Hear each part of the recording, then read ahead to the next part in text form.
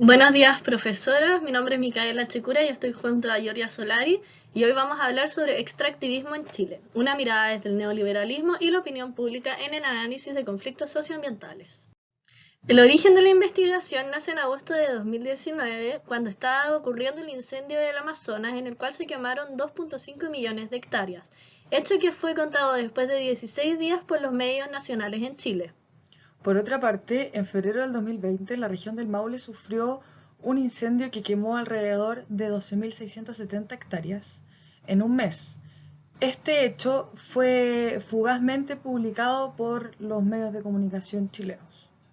Gracias a esto nos dimos cuenta que los medios de comunicación son sumamente influenciados por las empresas que existen a lo largo de todo el país y además nos cuestionamos si los medios de comunicación informan sobre los sucesos medioambientales.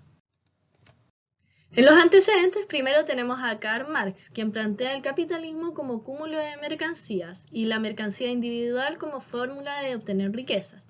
Después está Leibowitz, quien cita a Marx y muestra que el capital compra al obrero y que el obrero no puede interferir en los productos hechos por él, siendo que el obrero solo tiene para ofrecerle al capital sus manos como única fuente de trabajo.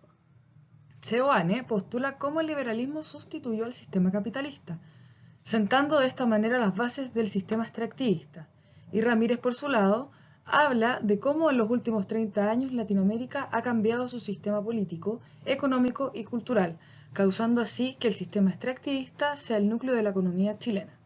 A su vez, Gudinas define extractivismo como una explotación de los recursos naturales finitos de la tierra, los cuales son exportados al extranjero para ser utilizados como materia prima.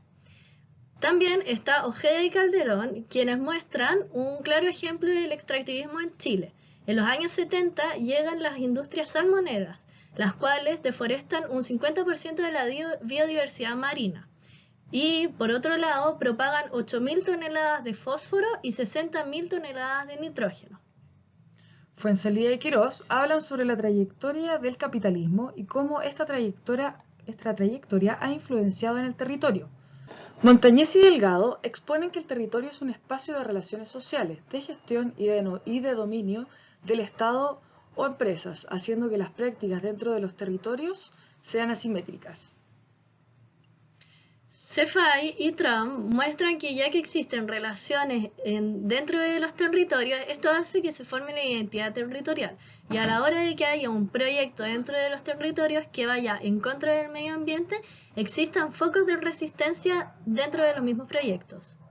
Por otra parte, en el mapa de los conflictos socioambientales, el Instituto Nacional de Derechos Humanos, en 2020, expone que actualmente hay 117 conflictos ambientales y un 28% son por mineras, haciendo que el desarrollo de los conflictos ambientales se vinculen al campo simbólico que desarrollan los medios de comunicación masiva.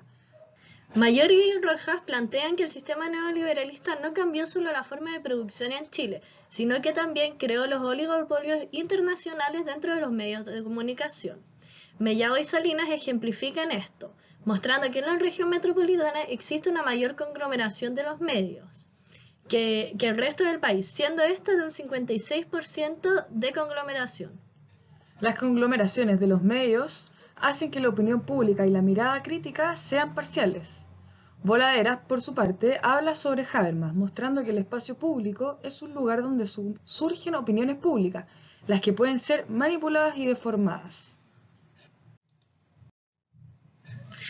El objetivo general de esta investigación es explicar la tensión entre desarrollo capitalista desde el extractivismo y la construcción de opinión pública para la transformación. Los objetivos específicos de la investigación son exponer las bases de la teoría crítica al desarrollo capitalista extractivista, enunciar las bases del desarrollo crítico de la opinión pública y determinar la tensión entre capitalismo extractivista y la opinión pública. La pregunta de investigación es, ¿cómo se relaciona el capitalismo extractivista y el desarrollo de la opinión pública en los procesos de transformación social? Esta investigación es relevante porque junta conceptos con autores de primera fuente, como lo son Karl Marx, Max Weber, Gramsci, Néstor Canclini, entre otros, para explicar la relación que existe entre el capitalismo extractivista y la divulgación de información sobre los conflictos medioambientales y la opinión pública, siendo esta la única investigación de este calibre en Chile.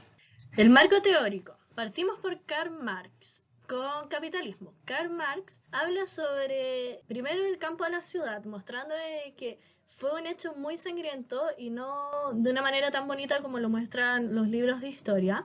Entonces él plantea que en el momento de que existe una diferencia del campo y la ciudad, las personas se empezaron a dividir en clases sociales, existiendo el capital, que era la persona que tenía el dinero para poder contratar a los obreros que les habían quitado las tierras. Entonces, por esto empieza a existir el trabajo asalariado, que viene consigo de la mano de la plusvalía, que la plusvalía era cuando las personas que tenían el capital exigían que las personas, los trabajadores, la clase obrera, trabajara por un excedente el cual no iba a ser remunerado. Weber, por su lado, plantea, a diferencia de Marx, la disociación de la ideología como un aumento del capital. Además, Max Weber crea el concepto de la jaula de hierro, la que se divide en tres fases. La primera es que el capital genera libertad, la segunda es el conocimiento intelectual genera gran cúmulo de mercancía y el tercero plantea que se creará tanta mercancía que se terminará al final apoderando del ser humano, el que estará sometido a trabajar para tener más mercancía, quedando así atrapado en esta jaula de hierro. Si bien Max Weber plantea un sistema cíclico de la jaula de hierro, no fue el único que planteó esto dentro del capitalismo. Luc Boltanski y Chapello muestran de que el capitalismo en el fondo termina siendo como una esfera. ¿Por qué? Porque dicen que el capitalismo se va reformando a través de las mismas críticas que recibe. Entonces, las críticas que hace su enemigo son en el fondo, cuando ellos necesitan ayuda, su mejor aliado. También plantean de que existe el espíritu del capitalista, o sea, el capitalismo, el cual siempre el capitalismo va en contra, y el espíritu es lo que hace que la gente se afiance el capitalismo en sí. Estos vendrían siendo las leyes de los trabajadores, etc.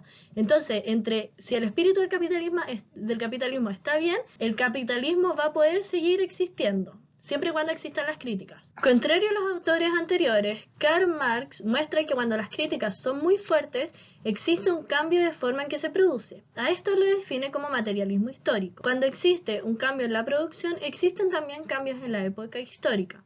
Al igual que plantea que el hombre comenzó a ocupar la naturaleza como forma de producción y acumulación del capital. Boaventura de Sousa Santos plantea que es imposible mostrar que el capitalismo no tenga un fin, al igual que es imposible pensar en el fin del capitalismo.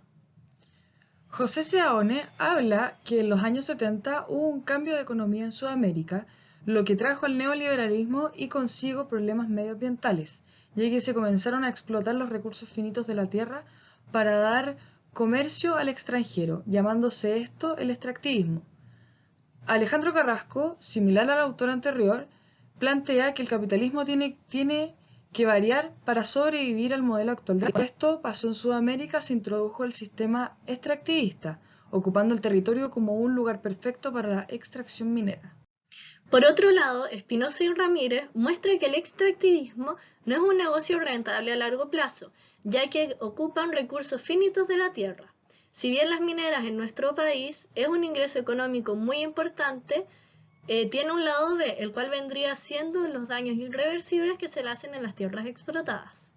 Gudinas plantea que, sin embargo, pese a la gravedad de los problemas socioambientales que se han generado en las industrias mineras, estos siempre se nos presentan como un costo necesario para el crecimiento, siendo esto un engaño, ya que intentan asociar de forma incuestionable los conceptos de un crecimiento económico exponencial con el de desarrollo. Manuel Fuenzalía y Rodolfo Quirós, en su investigación, muestran que a lo largo de Chile se encuentran concentraciones de sistemas extractivistas económicos, como por ejemplo en la zona norte se encuentra la minería, en la zona centro la silvicultura y en el sur las hidroeléctricas. Esto hace que se empobrezcan los territorios aún más de lo que eran antes de que llegaran estos proyectos.